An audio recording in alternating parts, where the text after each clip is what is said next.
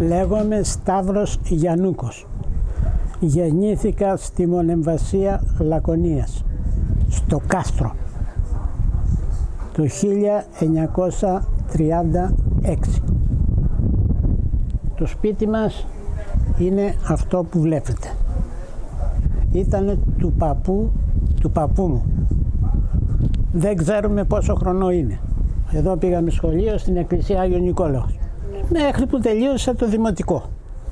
Μετά το δημοτικό στο γυμνάσιο πήγαμε στους Μολάους. Παναγιώτης Κουρκούλης του Πέτρου.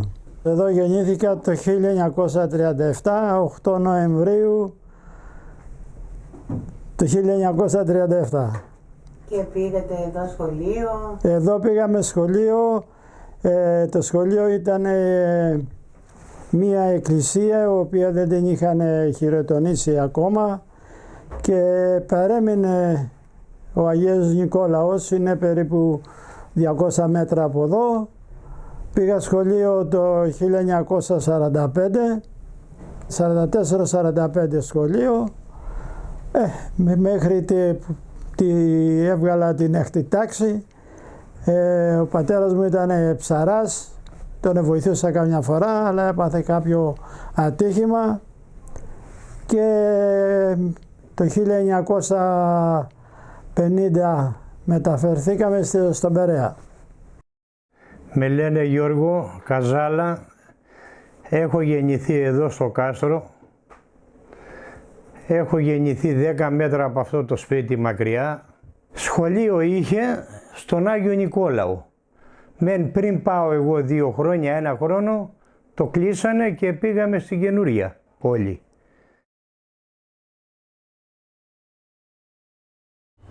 Εγώ στο Κάστρο πήγα σαν νύφη το 1957.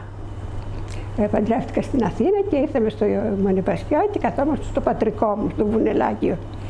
Είναι ένα ωραίο σπίτι μέσα στο Κάστρο. Τώρα δυστυχώς έχει καταντήσει λίγο ερείπιο και είμαστε πολύ στεναχωρημένοι, γιατί πρέπει να φτιαχτεί αυτό το όμορφο σπίτι. Έζησα πολύ όμορφα με τη συνυφάδα μου 5 χρόνια στο ίδιο σπίτι, γιατί τότε έτσι ήταν τα πράγματα. Δεν μπορούσε να ζήσει καθένας όπου ήθελε. Είχατε στέρνα? Είχαμε στέρνα για νερό και πολλές φορές τελείωνε τη στέρνα και φέρναμε από τον Άγιο Νικόλα δίπλα, που είναι μια στέρνα. Του ανεβάζαμε όλες αυτές τα σκαλοπάτια με 2 βουντενεκέδες. Ήταν δύσκολη η ζωή. Ηλεκτρικό δεν είχε? Ηλεκτρικό? Όχι, καθόλου. Όταν ήρθα εγώ στη Μονεβασιά υπήρχαν μετρημένες οι οικογένειες, κυρία. Μπορώ να σας πω μετρημένες. Τίποτα δουλειά. Ήταν μερικά μαγαζιά ελάχιστα. Ένα καφενείο, ένα ψηλό μπακάλικο που τα είχε όλα. Το είχε ο Λευτέρης ο Γιαννούκος, που μετά και αυτός έφυγε και ήρθε στη γέφυρα εδώ και έχτισε ένα σπίτι. Ύστερα ήταν ένα καφενείο του Μπόμπου, έμεινε μοναχικό, του Μπόμπου το καφενείο πια. Εκεί κατεβαίνανε οι γέροντες, πήραν έναν καφέ, λέγανε τα καλαμπούρια τους. Λίγα πράγματα. Η ζωή για τις γυναίκες ήταν περιορισμένη στο σπίτι. Ρεύμα δεν υπήρχε. Ρεύμα για να μαγειρέψουμε, για να ζεσταθούμε. Είχαμε το τζάκι και παίρναμε τα κάρβουνα από το τζάκι και τα βάζαμε στο μαγκάλι. Βάζαμε και 2 κούπες λεμόνια από πάνω για να μην μας πειράξουν τα κάρβουνα. Και γινόντουσαν πια τα ταβάνια κάτα μαύρα. Τι να κάνουμε, το καταπίναμε και αυτό και το ασπρίσαμε την άλλη φορά. Και έτσι είμαστε πάντα συγκυρισμένοι. Εκείνα τα χρόνια υπήρχαν ορισμένα μπακάλικα εδώ μέσα. Μπακάλικα, ταβέρνες, παπουτσίδικα, υπήρχαν μαγαζάκια. Ήταν δύσκολη η ζωή εκείνα τα χρόνια. Αλλά ήταν και ευχάριστη, δεν ξέρω, ήταν πιο ήσυχη, πιο ήρεμη. Όταν ήμουνα μικρός, θυμήθηκα του Μπόμπου, το οποίο ήταν στο τζαμί. Εκεί που είναι μουσείο τώρα, μέσα στο τζαμί. Όταν έμπαινες μέσα και κοίταγες στον τοίχο αριστερά σου προς τη θάλασσα, θυμάμαι είχε και το κατάλογο. Καφενείο δηλαδή. Και το μεγάλο μου λάθος, εντάξει, ήταν ότι έστω και αργότερα δεν τον εμάζεψα. Μαναβική έφερνε ο Μπαρμπαλευτέρης ο Γιαννούκος, έφερνε η Ματούλα, Που ήταν στο κεντρικό δρόμο. Τα φέρανε από τα νόμια αυτοί. Και φέρνανε, ο Μπόμπος δεν πιστεύω να φέρνε. Δεν θυμάμαι. Έφερνε η Ελένη Καστανιά, η λεγόμενη Χαρίτσα, της γυναίκας μου γιαγιά. Αυτή τα πήγαινε στον Μπαρμπαλευτέρη. Κάθε Κυριακή πρωί την περιμέναμε. Ειδικά τώρα το καλοκαίρι που βγαίνανε και τα τζίτζιφα και τα έφερνε και την περιμέναμε να φάμε τα τζίτζιφα. Στο κάστρο ερχόμουν, είτε πιτσιρίκος που ήμουνα, ξέρω εγώ, 5-6 χρονών, ερχόμουν με τον παππού μου, έκανε διάφορα ψώνια με τα γαϊδουράκια. Τι ψωνίζετε εδώ? Αλεύρι, ζάχαρη, καφέ. Κάνα τόπι ύφαζε κάνα κομμάτι για να φτιάξουν κάνα παντελόνι, του έλεγε η γιαγιά. Αυτό το μαγαζί ποιος το είχε? Είχαν διάφοροι εδώ μέσα, δεν τα πουλάγε ένα. Ένας πουλάγε υφάσματα και κρασί μαζί. Τα περισσότερα είχαν και κρασί, υφάσματα και κρασί. Ένα ήταν εκεί στο Μαστραποστόλι. Είχε μπακάλικα εδώ μέσα, είχε εστιατόρια, είχε έτσι κουτουκάκια, μπαλωματίδικα, παπούτσια, διάφορα αυτά. Τη δεκαετία του 60 αυτά. Ναι, υπήρχαν.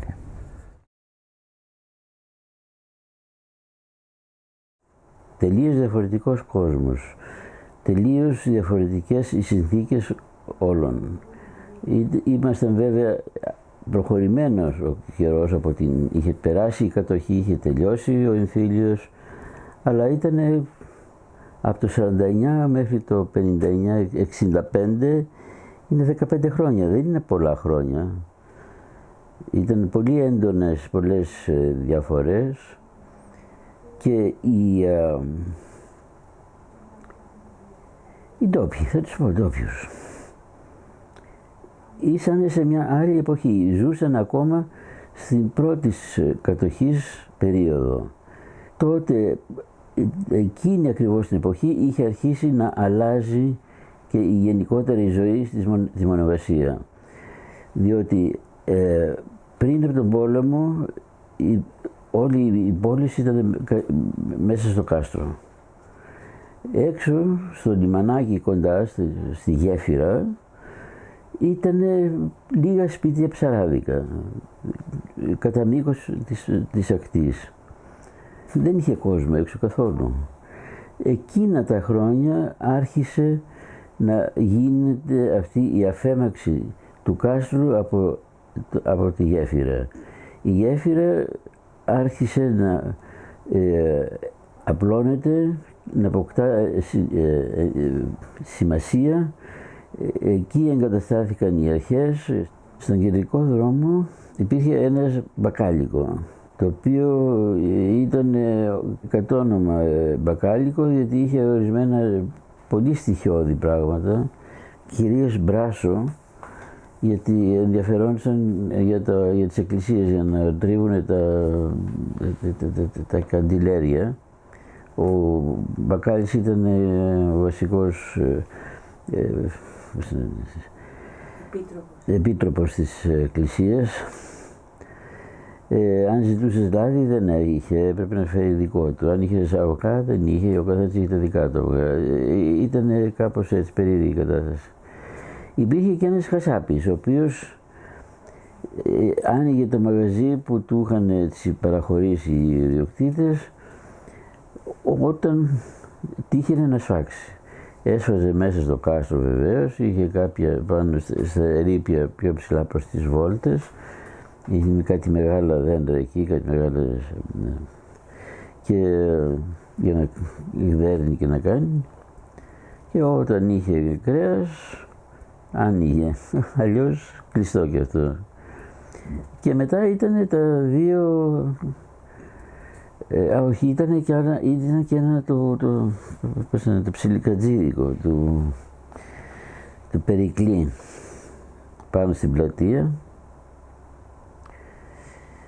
και υπήρχε και ένα εστιατόριο κατά κάποιο τρόπο κανονικό και το κέντρο του χωριού, το καφενείο, το οποίο ήταν το νέο, γιατί Το παλαιό ήταν σε άλλο κτίριο, ήταν πάνω στην πλατεία, στο λεγόμενο ακόμα τότε τζαμί, όπου σήμερα είναι το μουσείο. Όταν έρχονταν το καράβι, γιατί αυτή ήταν η διασκέδασή μας. Να βλέπουμε το καράβι να περνάει και να το βλέπουμε όταν φεύγει. Και πολλοί που μπορούσαν και δεν είχαν δουλειές να κάνουν στο σπίτι και αυτά, ανάβανε μαλαστούπες σε ένα ξύλο το πετρέλαιο με πανί και χαιρετάγανε. Και εμείς οι γυναίκες καθόμαστε στο σπίτι με τα κεριά από τα μπαλκόνια. Και μας φαίνονταν πια το καράβι μας φέρνει την ευτυχία. Που έρχονταν και ερχόταν ο κόσμος και που έφευγε ο κόσμος. Ήταν, πώς να σας πω, τότε είχαμε μια απομόνωση. Δεν ξέρω πώς ήταν δύσκολο τόσο πολύ τα χρόνια. Γιατί δεν υπήρχε μπακάλικο, δεν υπήρχε μανάβικο, δεν υπήρχε μαγαζί. Σας λέω, τα πρώτα από όλα τα καλά. Μετά ερήμωσε.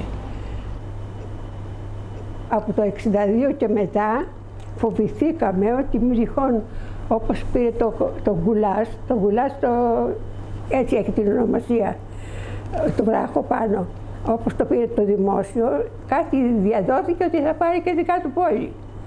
Εμείς αγωνία και κακό λέμε τώρα να φύγουμε, τι θα κάνουμε. Κρατηθήκαμε που λέει θερμοπύλες κρατήσαμε για να μην φύγουμε, γιατί έφτασε το εθνοδικείο μέσα, η αστυνομία είχε φύγει, όλες οι αρχές υπήρχαν μέσα στο κάστρο. Εδώ δεν είχε τίποτα. Και μετά που τέλος πάντων ήρθε ένας ο Βάλτερ, ένας Ελβετός πρέπει να ήταν αυτός, και πήρε ένα σπίτι ριτσέικο. Και είπαν όλοι πια πω πήρε ένα σπίτι, το πλήρωσα ακριβά, αλλά εμείς χαρήκαμε από την άλλη, γιατί λέμε άμα να στυλωθούν μερικά σπίτια μπορεί να κρατηθούμε. Η ζωή δεν ήταν καθόλου εύκολη εκείνη την εποχή. Δεν υπήρχε ηλεκτρικό. Έτσι μαγείρεμα γινόταν στην καζιέρα. Εκεί ζεσταίναμε και το νερό για το μπάνιο. Ο μόνος χώρος ο οποίος θερμαινόταν πρακτικά ήταν ο χώρος ο μεγάλος, στον οποίο υπήρχε το τζάκι. Έτσι μπορούσαμε. Και επίσης ο φωτισμός γινόταν με λάμπες πετρελαίου, τις οποίες τις καθαρίζαμε, τις ανάβαμε κάθε βράδυ. Άλλωστε και αυτό ίσως ήταν και ένας από τους βασικούς λόγους που αρκετοί κάτοικοι εδώ πέρα του κάστρου αποφάσισαν να αφήσουν τα σπίτια τους, να μετακομίσουν είτε στην κάτω πόλη είτε όπου αλλού μπορούσαν να μείνουν, και εκείνη την εποχή η Μονεμβασία ήταν ένας τόπος σχεδόν έρημος, πολύ λίγοι κάτοικοι υπήρχαν, και από εκεί και πέρα υπήρχαν σπίτια τα οποία ήταν αφημένα και είχαν αρχίσει σιγά σιγά να ερειπώνονται. Ομολογώ ότι η εικόνα ήταν μια εικόνα μαγευτική, δηλαδή εγώ θα ήθελα πάρα πολύ και σήμερα να είχα έναν τέτοιο χώρο.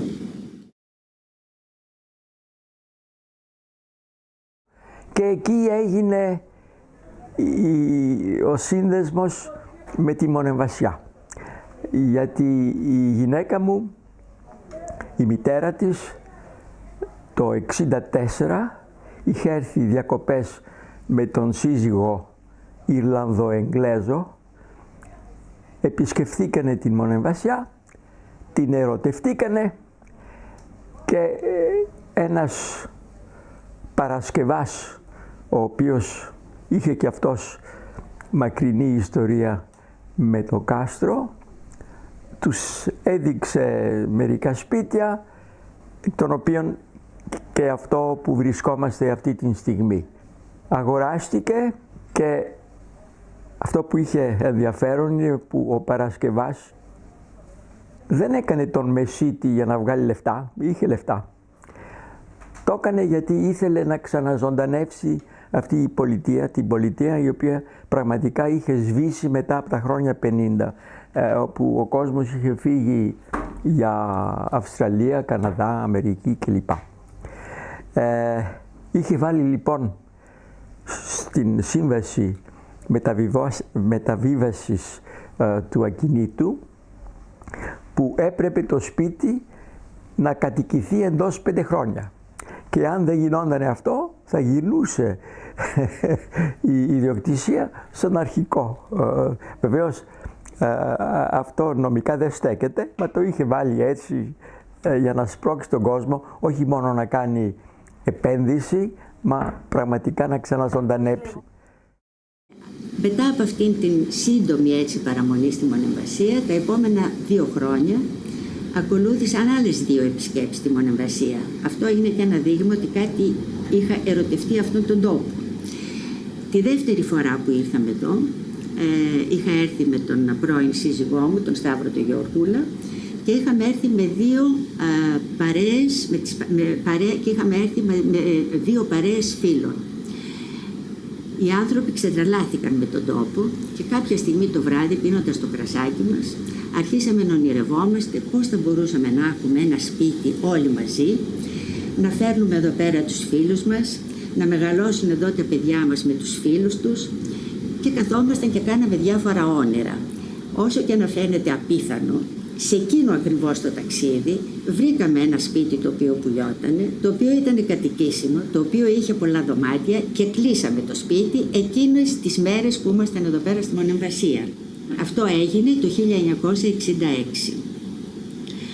Αυτό ήταν και η απαρχή ενός μεγάλου έρωτα όλων μας, αλλά κυρίως της δικής μου οικογένειας, με τη Μονεμβασία. Και δεν μιλάω μονάχα για τα 2 παιδιά μου, τα οποία μεγαλώσαν εδώ, κάναν όλες τις διακοπές τους εδώ, τον Νίκο και τον Θάνο. Μιλάω και για τα 5 εγγόνια τα οποία έχω σήμερα, και κυρίως μιλάω και για τη μητέρα μου. Έχουμε δηλαδή 3 γενιές οι οποίες ερωτεύτηκαν μέχρι στιγμής σε αυτόν τον τόπο, και πιθανόν να δούμε και άλλη γενιά ύστερα από κάποια χρόνια. Επαγγελματικά, οι πρώτες κρούσεις είχαν γίνει από ένα ζευγάρι Αμερικανών, τους Κάρτερ, ο Τέντ και η T.A., που θέλανε να αγοράσουν ένα σπίτι, είχαν βρει ένα σπίτι που θέλανε να αγοράσουν, και ανέθεσαν στη Χάρη, το ανέθεσαν κανονικά στη Χάρη, να τους το μετρήσει το σπίτι, τα ερείπια δηλαδή, και να αρχίσει να κάνει μελέτη για την επισκευή του. Αλλά αυτό το σπίτι δεν μπορέσαν ποτέ να το αποκτήσουν. Αλλά ερχόντουσαν, ξαναήρθαν και αυτά, και κάποια στιγμή αγοράσαν ένα άλλο ερείπιο που τους άρεσε, και μας είπανε να κάνουμε και τότε αυτό εγκατασταθήκαμε. Αυτές οι συνεννοήσεις γίνανε το 1966, και 21 Απριλίου του 1967 ήμασταν έτοιμοι να κατεβούμε κάτω στη Μονεμβασία. Ja, und wie das gekommen ist, das Odeon, das war ein berühmtes Kaffeehaus, wo die Professoren und die Writers, die Autoren und Studenten, alle zusammen. Ξεκινήσαμε στο κάστρο πολλά χρόνια, δουλεύοντας με τους καλλιγάδες, με ξένους τότε ιδιοκτήτες, γιατί αγοράζανε ξένοι Ελβετοί και Αμερικάνοι, ο Κάρτερ, ο Βάρτερ. Ναι. Τα υλικά, τον μπορόλιθο και την πέτρα. Τα υλικά τα πέραμε τότε από παλιά σπίτια από την Νεάπολη, από κάτω από την Νεάπολη, που τα παλιά σπίτια κατεδαφίζανε, και συνεχεία μετά από αυτό πέραμε από την Καλαμάτα, από τον Νταμάρι που έχει γίνει τώρα στην Καλαμάτα. Για τον μπορόλιθο. Για τον μπορόλιθο, ναι. Και η επεξεργασία του μπορόλιθου γινόταν εκεί ή εδώ? Η επεξεργασία γινόταν εδώ, στο κάστρο μέσα, τα χτενίζαμε, ας πούμε, και τα βάλαμε στη οικοδομή επάνω. Πόσα χρόνια κάνατε αυτή τη δουλειά? Την έκανα γύρω στα 25 χρόνια, 30. Πόσα σπίτια χτίσατε? Γύρω στα 150 σπίτια, 170. Μου αρέσει που αλλάζουν τα πράγματα και το ζω αυτό όλο από τα παλιά μέχρι τώρα, που έχει εξελιχθεί και έχουν αλλάξει τα πράγματα γενικά. Και βέβαια αυτοί οι παλιοί άνθρωποι που ήταν στο κάστρο μέσα, η Ματούλα, όλοι αυτοί, ο Μίτσος, οι καλλιγάδες που ζούσαν μαζί τότε. Μου έδωσε αυτό το ερείπιο, το οποίο εγώ όταν ήρθα το 1976 προσπάθησα μαζί με κάποιο φίλο μου, προσπαθήσαμε να βρούμε πού θα μπορούσαμε να έρθουμε να κάνουμε ένα μαγαζί εδώ και να μείνουμε στη Μονεμβασία. Και να εκπληρωθεί κάπως το όνειρό μου που ήταν να ζήσω για πάντοτε στη Μονεμβασία. Όταν είχαμε ακόμα και διήμερο ελεύθερο, έτρεχα και άνοιγα την γκαλερί. γιατί είχα βάλει και την γκαλερί. Την γκαλερί πότε την ανοίξατε? Σύντομα, πολύ σύντομα, ναι. Και είχε πολύ καλό ποιόν ανθρώπων που ερχόντουσαν εδώ. Πόσα χρόνια είχατε την γκαλερί? Μου ζητάτε τα πιο δύσκολα. Πολλά χρόνια. Ναι, αρκετά χρόνια, όταν άλλαξε το περιβάλλον εδώ, το οποίο θεώρησα ότι δεν ήταν πλέον για γκαλερί. In 1983, he said, the house is ready. So we came to Athens with our daughters, and I remember we rented a car in Athens, and on the roof we had the chairs which folded before that, and we might have had some mattresses, and the girls were all stuffed in the back of this car, and Alexander said, the house is, I haven't been able to get it clean. And I said, but we're coming, that's it, we're coming. And so we came, and apparently he'd spent all day himself brushing all the dust out of the house. And so we came, and subsequently he made this furniture you see around the place. Not this coffee table, but the bench there and all these, and the beds, had everything made, so we were in pretty good shape. And so that's the house you see now, and since then we come every year more and more. Since I retired, we now come for maybe 3 or 4 months at least a year. What do we love about the Castro is the whole community, and I just love old places.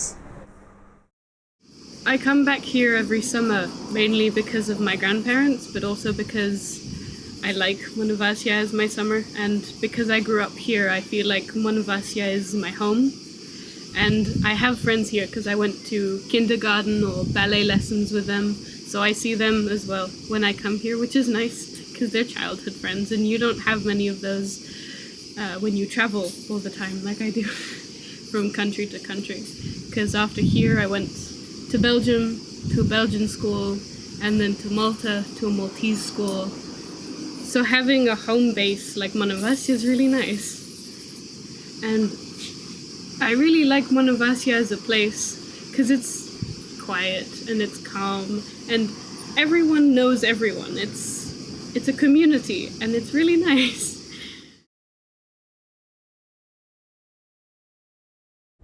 Θεωρώ ότι έχει πολύ κόσμο και δεν μπορεί να αντέξει περισσότερο κόσμο αυτό που έχει τώρα. Αλλά πρέπει να γίνει ποιοτικός ο κόσμος, να υπάρχουν υπηρεσίες και κάτι πρέπει να γίνει. Γιατί αν θα συνεχιστεί αυτή η κατάσταση θα έχουμε θέμα αργότερα από τα λίγο χρόνια. Ναι. Ποιο θεωρείτε ότι είναι το μεγαλύτερο πρόβλημα? Το μεγαλύτερο πρόβλημα είναι η πολυκοσμία. Αυτή είναι η γνώμη μου. Πρέπει να υπάρχει πληθυσμός. Δηλαδή αυτό που έχει το μοναδικό αυτό το κάστρο, και το λέμε η καστροπολιτεία κτλ. Είναι το ότι εδώ πέρα είχε μία ζωντάνια. Υπήρχαν άνθρωποι οι οποίοι ζούσαν εδώ. Το θέμα είναι ότι εδώ χαλάει ο χαρακτήρας αυτού του οικισμού. Σίγουρα ο τουρισμός σε κάποιους τέτοιους οικισμούς, όταν ξεφύγει από τα όρια, δημιουργεί πάρα πολλά προβλήματα, δεν χωράει καμία αμφιβολία. Δηλαδή αν κάποιος ενδιαφέρεται για ενδιαφέρεται για την συνέχιση αυτού του οικισμού, θα πρέπει να το δει πάρα πολύ σοβαρά.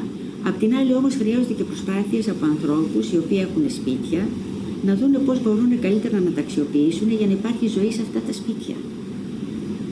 Δηλαδή πέρα από το να νοικιαστούν σαν Airbnb, πιθανόν να υπάρχουν και άλλες περιπτώσεις, να χρησιμοποιηθούν για να κατοικήσουν κάποιοι άνθρωποι, να παραχωρήσουν το σπίτι τους κάπου τους μήνες που δεν τους ενδιαφέρει για να τους το φροντίζει κάποιος, για να υπάρχει κάποια ζωή.